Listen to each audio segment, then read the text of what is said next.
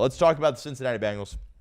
They lose 26-20 against the New England Patriots, and there's several takeaways, obviously, you have from this game.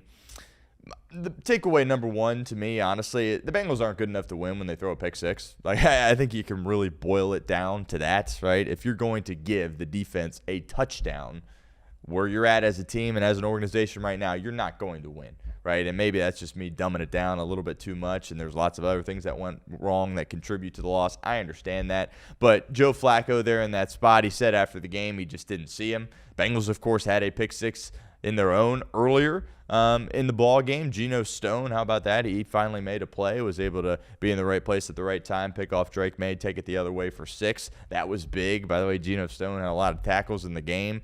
Geno Stone by no means is the answer, and I think we're all ready to move off Geno Stone, but probably his best game, maybe as a Bengal, but certainly definitely this year there as well. But Cincinnati just not good enough to overcome a pick six like that, and it was a bad one too from Joe Flacco. He kind of explained it after the game, talking to members of the media, where he's looking at T, the play's drawn up for T. T wasn't there, went to the check down, and watching it there in person, it was just way too late, and clearly he didn't see the guy, and that's as easy as it gets from a pick six perspective. And that just kind of took all the wind out of your sails right there at that point, because you kind of established some momentum early on. You needed to get out to a hot start at home, get the crowd kind of involved with the game, get them fired up. They did that.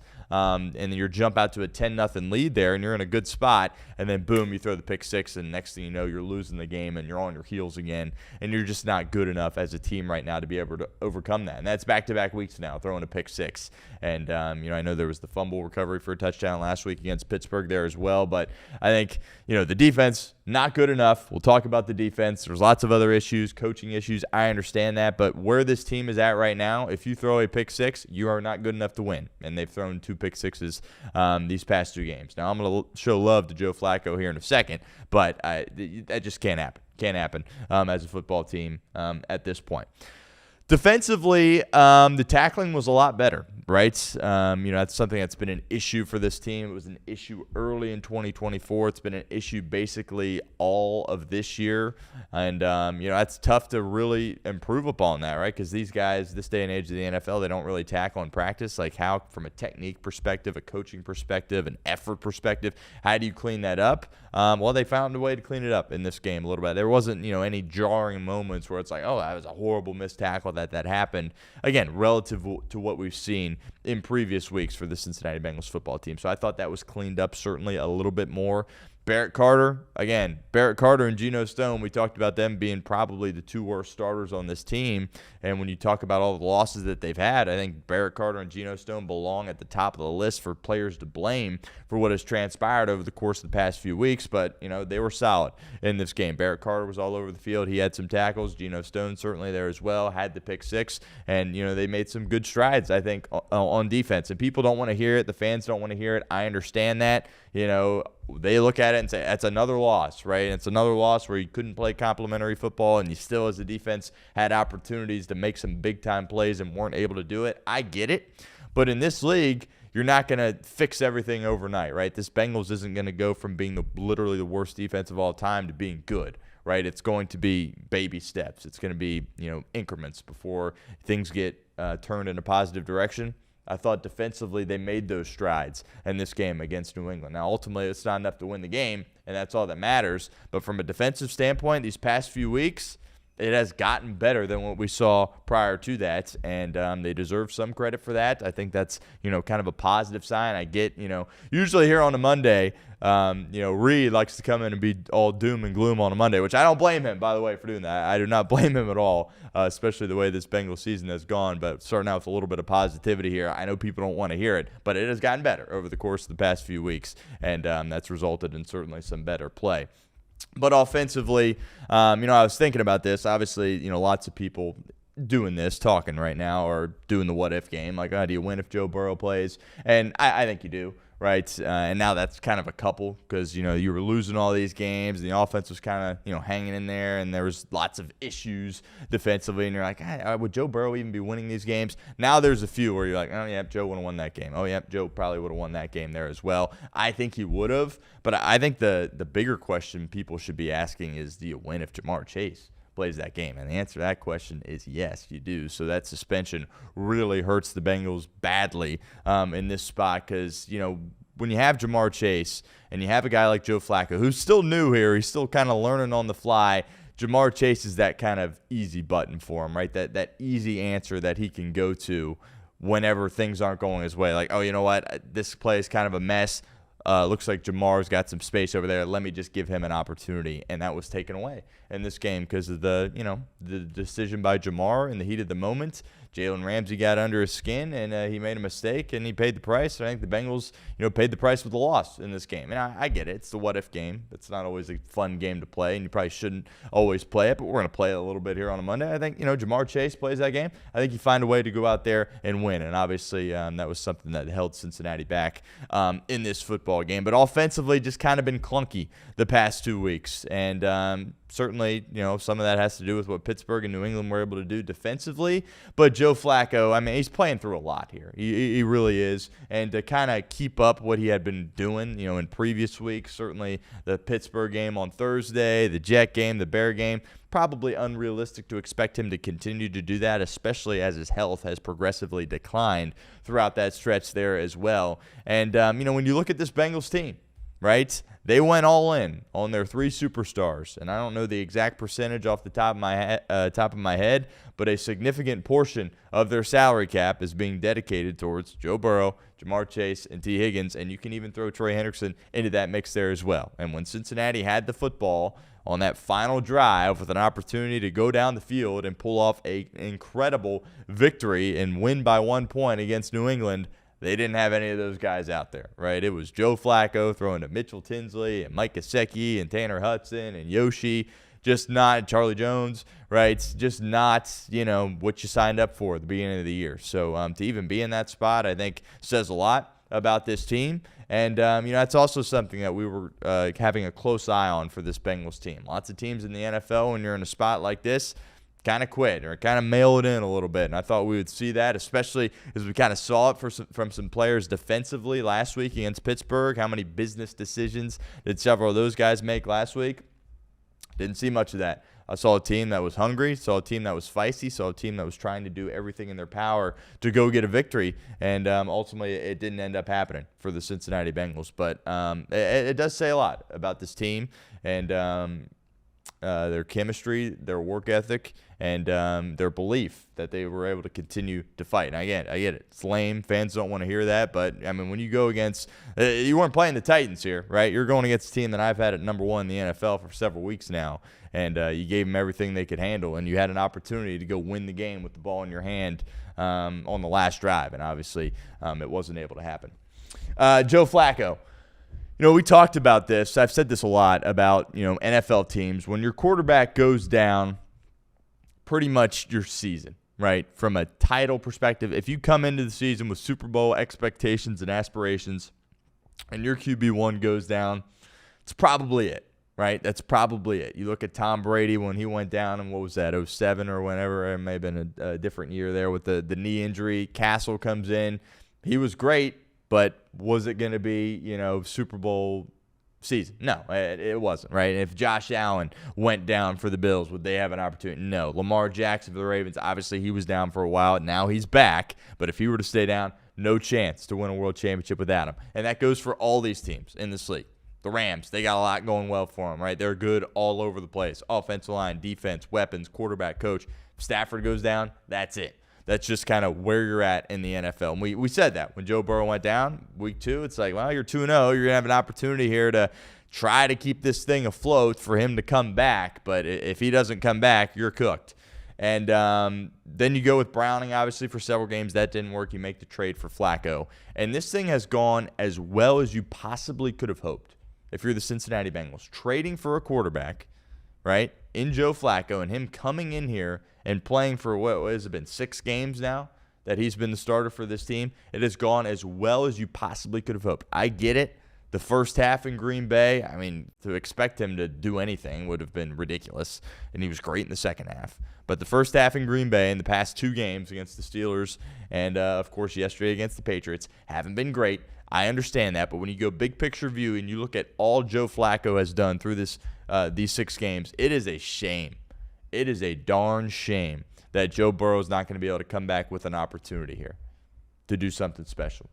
When the guy that you brought in, your third option this year, was a guy in Joe Flacco that came in and played the way he did, and you're still out of this thing, it's a shame. It is a real shame. And I just everything Joe Flacco has done, I tip my hat to him, and I admire, because it has been awesome. We talked about this even after the Bear game, where it's like, I mean, the Bengals defense is, ruining this for Joe Flacco. Like, he should be the story of not only the NFL, but the sports world. And the Bengals defense has taken that from him. And I get the past 2 games haven't been great, right? Joe Burrow plays the last 2 games, you win? Maybe. I understand that. But big picture, when you look at what he has done, coming in, I mean, he's turned into a journeyman. Obviously had a great career in Baltimore, Super Bowl MVP. We understand that. But ever since then, he's bounced around, and you're starting to see why a little bit these past 2 games. There's been some inaccuracy issues. He's kind of, had some turnover problems there, and that certainly probably contributes to why he's bounced around a little bit over the course of the past few years. But being able to come in and pick it up that quickly, and literally he walks in the door and boom, top 5 offense, right? That stretch for Pittsburgh, Chicago, New York, or Pittsburgh, New York, Chicago, you're the best offense in the NFL with Joe Flacco through that 3-week stretch. Unbelievable that he was able to do it. And when you couple that with his guts and his determination for guys that he doesn't even hardly know, it's absurd, right? Obviously, he's had the AC joint thing, right? It's in his throwing shoulder, by the way. I think there's a lot of quarterbacks in this league that if they had that, they would sit down. Right? Now, as someone that's 40 years of age and he wants to continue playing and showing these teams that he is capable of being a starting quarterback, he doesn't really have that option. I understand that. But it would be very easy for him to sit there and look at the standings and say, okay, well, this team, we're not really going to the postseason, right? I'm not really trying to keep this thing alive. For Burrow, I am, but we haven't been able to do that, right? I don't know these guys. They're not like my brothers for life that I've been going to war for multiple years. I just met them, and I'm in serious pain. It'd be very easy to sit there and say, you know what, sit me down. I'm not able to go here at this point. Would have been very easy. He says, no, screw that. I'm going to go out there, and I'm going to compete, and I'm going to go to war for these guys, and I'm going to do everything in my power to put this team in a position to win. And then this game, he pops out his finger, right? I mean, he pops it out and then walks over to the bench and literally gets it popped back into place, and then gets a couple warm-up throws, goes back out there, and then throws a beautiful touchdown to Mitchell Tinsley, right? Again, not a left finger issue. That's the pointer finger on his right hand, his throwing hand. Pops out. It's all dislocated and funky looking.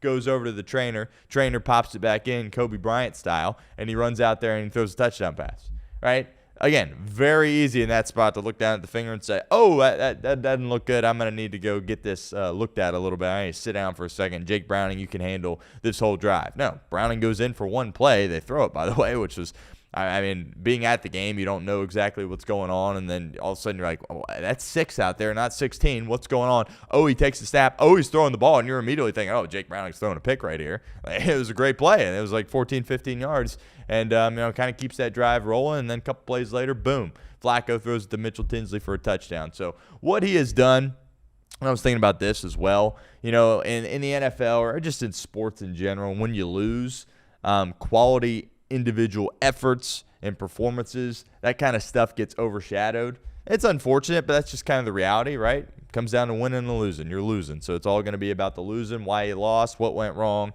and nobody's going to be really spending some time on some of the things that went right. But this Joe Flacco run, these past 6 games, man, absolutely unbelievable that he was able to do this. And as equally unbelievable as it is, it's equally a shame that the Bengals aren't able to stay alive and have a chance here in this point. Because if you sat there and said, you're on to your 3rd quarterback, and he's going to play this well. And again, you didn't need to win all these games. Like literally, if you just hung on against the Jets and just hung on against the Bears, we're having a totally different conversation here at this point. And it's like, yeah, we gave Burrow another week to get healthy, and here he comes coming back against the Baltimore Ravens, and you're still right in this thing.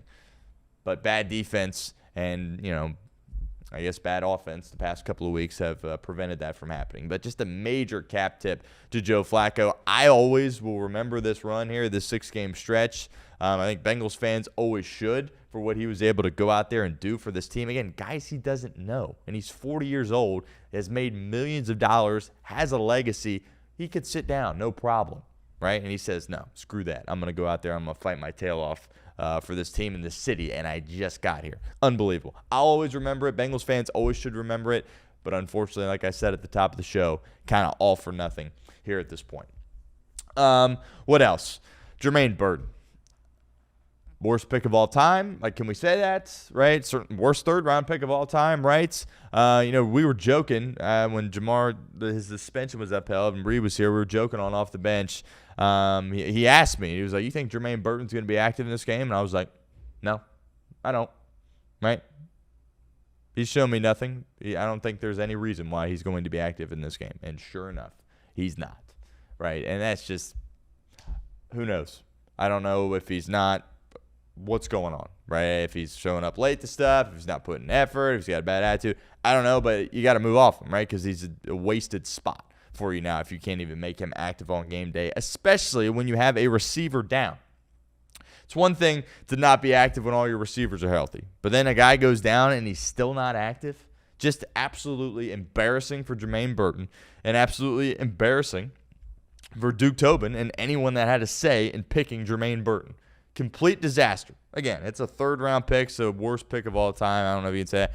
Worst third-round pick of all time, probably. Certainly in the history of this organization. Just a swing and a complete miss. Guy can't even dress on game day when Jamar Chase is down and he's on the team, right? He's in a practice squad guy. He made the team, right? But obviously there's still some guys that are going to be inactive, and he's been active all year. And Jamar goes down, he's still inactive, and he plays the same position. Just a disgrace and an embarrassment for Jermaine Burton, his family, and everybody that went into picking him in the third round a couple of years ago. Really no words as it relates to that. Mitchell Tinsley's awesome, right? I think we all fell in love with him in the preseason, and very early we're like, yes, put him on the team. Absolutely. He can be that wide receiver to kind of round out the wide receiver room. He's been awesome. I get it. It's only 2 catches, but every time he goes in and has an opportunity, he makes a play. Right, the play there for the touchdown, that's not some bum covering him now. That's Christian Gonzalez. Right? That's a guy that's one of the best corners in this league. Beautiful ball by Flacco, but getting open on that guy off the bench, whew, that's impressive stuff there from Mitchell Tinsley. We've had Craig Sandlin certainly pounding the table for Mitchell Tinsley, saying, let's get him in there, let's get him more activity. Absolutely goes in and delivers. Even if, T's probably not, he's not going to play on Thursday, right? Concussion, we'll talk about T in a second. You're not going to turn around on a short week and play. It's just not going to happen. Jamar obviously back. But let's keep Tinsley involved. Keep him in there and keep throwing him the football because that was awesome, his performance. Yeah, and only 2 catches. It's not like he went out there and caught 7, 8 balls. But 2 catches. They were huge catches. I mean, the 4th down on the last try. Like, are you kidding me? Just clutch stuff from Mitchell Tinsley. He's a gamer. And, he's exactly the opposite of Jermaine Burton. He's exactly what you need. Just a guy that's, he's going to put the work in, he's going to grind, and he's going to be ready when his number is called upon. He's going to seize it. And that's exactly what Mitchell Tinsley did. And that certainly is very, very promising for the Bengals. But, you had some success with Chase Brown running the football, and you've had some success there for a while, but just too many drives that are stalled out. Again, Flacco was inaccurate in this game. I understand that. The pick 6 is huge. Past 2 games, Flacco has missed and has certainly contributed to losing the past 2 games. But I thought you ran the ball fine. Obviously we got to talk about Zach a little bit there as well. I thought his plan was fine early on. He got his team playing with a lot of fire early. To go out there and take a lead like that is huge. To fight throughout the entirety of the game. We talked about, Burrow's going to come back. That's going to provide a spark and a juice. Well, he didn't come back, right? It was still Joe Flacco, and they were still able to go out there and compete from start to finish, and I think that says a lot about Zach. But at the same time, that play in the 4th quarter, when it's 4th and 1 on your own 45, and you just try to draw them offside, I understand your defense had been playing fine, but your defense wasn't forcing 3 and outs. They still were giving up a lot of yardage, and a lot of time was coming off the clock. And to try to, there's this narrative in the fan base that Zach is ultra conservative and soft, which is one of the most false narratives there is about Zach Taylor, because it's not true at all. He goes for it on 4th down all the time. You remember these years with Burrow. If you got it 4th and short in the 4th quarter and you're, past your own 35-yard line, he's going, right? But he kind of fell into the false narrative there, and that was just ultra conservative and soft. I don't understand it. Again, the defense hadn't been giving up a ton of touchdowns, but they were giving up a lot of yards and chewing a lot of time off the clock, and that wasn't a Zach Taylor decision. Like that was surprised me, and to go up there and just try to draw him off sides and then ultimately not go, I didn't get that at all. And that allowed New England to go down the field, chew some clock, and kind of put you in a tough spot. Obviously, the Bengals still had an opportunity to win the game, but to me, that can't happen for Zach Taylor. That was a horrible call, and I would have liked to see that go a little bit differently. If you don't get it, fine, right? 4th and 1, you don't get it, fine. But you got to at least leave your team out there and give them an opportunity on the 4th and 1 to go take this game, right? He talks about that all the time. Oh, we got to, we're not going to have the game fall to us. Like, we're going to go out there and try to take it. Well, you didn't in that spot, and that was a serious, serious mistake from Zach Taylor. Again, you're not playing the Titans. You're playing the hottest team in the NFL, right? And you're sitting there struggling, losing games left and right. You can't be conservative there in that spot. You got to go out there and try to get it, and ultimately they did not. Again, defensively, how about the goal line defense? Patriots had 7 plays on the 1-yard line for Cincinnati and didn't score. Crazy. It's hard for me to believe, right, that this defense was able to do it, but they deserve a lot of credit for that. That front, I thought those guys played a lot better. New England certainly got banged up on the offensive line, and that is noteworthy. Will Campbell has been one of the reasons for their success. They got him early, and, talking about the Bengals not hitting on draft picks, Patriots hit on Will Campbell, I can assure you that. Rookie left tackle, he's been tremendous for them. He leaves the game, so that certainly was a big change in the game, which, by the way, if he's going to miss some serious time here, that is a huge loss for New England. They lost their other rookie on the interior at that guard spot there as well. So I think that certainly contributed a little bit. But, 7 plays on the 1-yard line and didn't score on any of them. You deserve a lot of credit for that. If you're the Cincinnati Bengals, then it'd be very easy in a spot where you only have 3 wins to kind of just say, you know what, be my guest, waltz into the end zone here. But that defense did not do that. And, Al Golden deserves some credit for that there as well. And, when we sit here and we evaluate the big picture at the end of the year, yes, we're going to go off on the defense, and we're going to go off on Al Golden, and rightfully so, and go off on the personnel on the field as well. But these past 2 weeks, it's been good enough to win. It's been good enough to win, and your offense hasn't been able to match it, which is a shame, considering they were the best offense in football the previous 3 weeks before that. But, again, we talk about this Bengals team all the time. You want to sit here and complain that, they still gave up a bunch of yards, and they still gave up, 3 3rd and 11 still, 2 or 3 3rd and 11s? You can do that. That's fine. But when you made the decision to pay Joe Burrow, Jamar Chase, and T. Higgins, you weren't going to have an elite defense.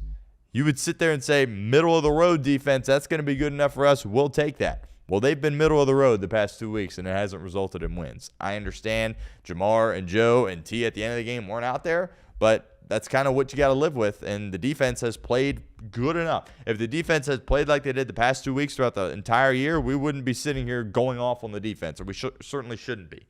Again, some of the stuff reared its ugly head. Do you trust Barrett Carter or Geno Stone at all, even after they finally had a decent game? No, right? We don't. I understand that. Do you trust their tackling even after one decent game? No, we don't. Did they get a little bit fortunate that they scored on defense and it was their worst player, Geno Stone? Yes, they did, but you got to call a spade here. And when you look at how they played throughout the entirety of the game, it was like, well, yeah, that's a pretty significant improvement from the Jet and the Bear game. Now, I understand. Probably couldn't have gotten much worse. Probably couldn't have gotten worse at all. But it got better these past 2 weeks, and ultimately it wasn't good enough to win. T. Higgins, scary scene there. He goes down late in that game. It's hard to tell from where I was at. He kind of fell on his face. I didn't know if the guy landed on him or what, but he was not moving on the field. And that certainly was a very scary sign. T, obviously beloved in the city, one of your best players. And, it was a concussion. So his mom tweeted out that he's doing all right. So that's certainly a good sign. But, yeah, a concussion on a short week. He's not playing on Thursday. That's not going to happen. So hopefully we can see him again at some point this year. But Bengals probably, without Jamar Chase in this game, going to be without T. Higgins on Thanksgiving. So it's going to be hopefully Joe Burrow and Jamar Chase show on Thursday night. I would have liked to see him get a little bit more involved. It was kind of interesting. We were talking about, well, would they still do the too high stuff even without Jamar? Are they going to, cloud towards T and, double team him? He did see a lot of doubles. I think there was some opportunity maybe to get him the ball a little bit more. We talk about all the time, well, obviously one has to touch the ball. We understand that, but I think when they're getting the ball down the field to 5, that's when this offense is at their best, and that really opens up the run game, and that opens up, teams saying, oh, shoot, we got to pay attention to him. Then you might leave one a little bit more wide open, and then you kind of just get rolling from there. Weren't able to fully get T. Higgins engaged in this game, and I think that contributed to your downfall offensively, certainly, and going forward, that's got to change. And I think, with Joe Burrow out there, it probably does. He understands the importance of T and getting him the football, but I was expecting this to be the T. Higgins game. And I get it. It makes things a lot harder on T when Jamar's not out there. But I still thought he was going to be much more involved than he was in this game. He was not. Obviously, gets hurt at the end. Hopefully, he's okay. But, yeah, scary sight there. He was down for a while. They stopped play for a second there. And, luckily he's able to sit up and then get on the cart and go from there. But it looked like a pretty serious concussion there for T. Higgins. Mike Gesicki, was good to have him back. It didn't do anything crazy, but they were getting the ball to him early in the game. I think that's definitely what you should do, right? There's a reason you paid him. You kept him around. He's a really good football player. I think he's perfect in this Bengals offense, especially with Joe Burrow out there. Would have liked to see him get the ball a little bit more. But you just couldn't. You were in a spot all day where it was kind of sluggish, and you were like, "Oh, it's second and long. Now it's third and long." Right? We're going to try to run the ball. We're going to run the ball well, but we're still going to be in these third downs and not be able to fully capitalize on them. Joe Flacco took the bad sack there as well. That really hurt him. Knocked him out of field goal range in the first half. Again, that's not really a mistake. It's kind of like a Jake Browning mistake, right? That's not a mistake that Flacco had been making here in recent weeks, and that's huge, right? That is huge in this game, and that certainly held them back. Obviously, the pick 6 there as well, and it's just you had all that momentum. You're up 10-0. And then, boom, you blank and you're losing. And it just kind of the wind was sucked out of your sails there a little bit. And then you're just then you're on your back foot again. That's kind of where this Bengals team has been for the majority of this year. And it's not always a great place to be, certainly, on your back foot. Evan McPherson, another positive note for the Cincinnati Bengals. He's quietly had a really good year. And we talked about this year being huge for Evan McPherson. I'm a McPherson guy. I love Evan McPherson. I think if you're a Bengals fan, you certainly should. But reality, he lost you several games last year, and there was some question marks at that position. And as the years go on, that position just gets more and more important in the NFL. Kicker is just such a valuable piece to have. I mean, if you have a kicker, you can be so much better than having a guy that is a mediocre kicker. But Evan McPherson looks like he's back to kind of his rookie year, right, where he was just a stud, making everything. 63-yard field goal there to close the half. That was awesome, right? Because you're sitting there and you had the pick 6, and you're like, oh boy, here we go. Did get the ball to start the second half, but you're like, how are we going to capitalize here to end the half? How can we get some momentum our way? And then Chase Brown, 21-yard run there on the first play, which that's kind of one of those experimental plays, right, where you say, all right, we'll hand it off, and then we'll be aggressive here if we can pick up a chunk. If not, we'll kind of just let this thing roll to halftime. But they got it, and they were like, okay, let's get on the ball. Let's throw it to T. Higgins, and let's kick a bomb. And Evan McPherson was there. He delivered it. That would have been good from probably 65-plus there as well. I think he had a couple of more yards probably there on that kick, but that was awesome. He's hit some big kicks this year, but they haven't you haven't been in a spot where it's like, oh, he needs to be great, right? Because you're losing in so many of these games, and he hasn't had tons of opportunities to shine, but he's perfect from inside 50. He's hit a couple of bombs, so I'm really pleased with Evan McPherson, how he's bounced back this year. Obviously, 6 more games to go, but last year was really, really shaky, and then you kind of went in this year going, well, if you have another shaky year, you might have to move off him. Evan McPherson has stabilized that position. He deserves a lot of credit for that. So that's kind of the takeaways there on the game. They lose 26-20. Again, some of the stuff, you might listen to all that and say, oh, you think the defense is great. No, but you just have to be realistic here, right, and say they've taken some significant strides these past 2 weeks. In the past 2 weeks, the defense has been good enough to win these games. And unfortunately, the offense hasn't been able to match that. You can play the what-if game. I think if 9's out there these past 2 weeks, you win them both. I think if 1's out there this past week, you probably win the game as well. It's the what-if world. At the end of the day, it means nothing. It's a loss. The tackling certainly was much better on defense. The tight ends, though, I did want to mention this. The tight ends have abused the Bengals for what seems like my whole life. Hunter Henry and Austin Hooper, two good football players, but they're two older guys that have been around the block, just kind of wiry veteran guys. They went off in the game. 10 receptions, 154 yards, and a touchdown combined as a performance from those tight ends there in this game. So I talked about right when we started talking Bengals, the pick six, right? To me, if you have a pick six where the team's at right now, you're not going to win. Well, also when the tight ends go 10 catches, 154 yards, and a touchdown, that's tough there as well, as that was kind of one of the things that the Bengals defense kind of didn't do well, right? They kind of just fell back to old habits when it came to their tight ends. But other than that, I think you saw a lot of improvement. You had new guys filing in and trying some new things out, and it's kind of, experimental season here at this point. As unfortunate as that is, you're just trying to see, like, okay, can this guy be a guy for us going forward? Okay, this guy hasn't had many opportunities. Can we put him out there and potentially have a chance to make something happen for us? So it'll be interesting to evaluate the team over the course of the next few weeks. Zach Taylor was very clear in his press conference after the game that when Burrow's healthy, he's going to be out there, and that is the correct decision. Running out of patience for people that don't think that's the right call, to be completely honest with you. And he's a football player, and when he's healthy and he's ready to go, he's going to go out there and play football because, winning is important to this organization. It should be important to all organizations in the NFL there as well. Sit here talking about tanking for a pay. It's November 24th, man. Get your head screwed on properly.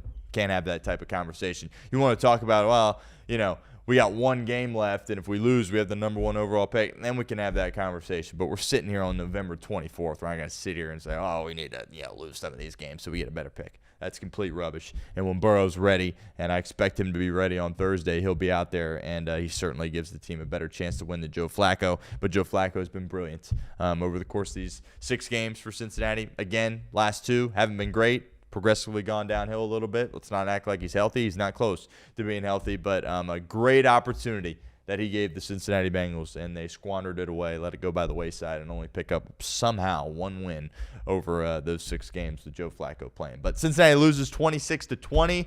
Short week, quick turnaround. They got Baltimore Thursday night. Lots of eyeballs on that game. Lots to talk about as it relates to that. Hopefully we get somebody on the beat on the show this week. We can talk about what transpired yesterday. We can talk about Joe Burrow, talk about Joe Flacco, talk about the Bengals defense. Maybe I'm crazy, right? Eye test tells me that the defense got significantly better as far as improvement, right? It's still the same guys for the most part. Right? I'm not expecting this necessarily to continue, but got better the past 2 weeks, and the offense wasn't able to meet it. So we'll have that conversation throughout the week there as well. And big game for Cincinnati coming up on Thursday against Baltimore. Got to find a way to win some of these, right? Because I know a lot of people out there love calling for Zach Taylor's job, and we can start, realistically having that conversation if they continue to lose games. But my expectation is that they'll find a way to win a few of these with Joe Burrow.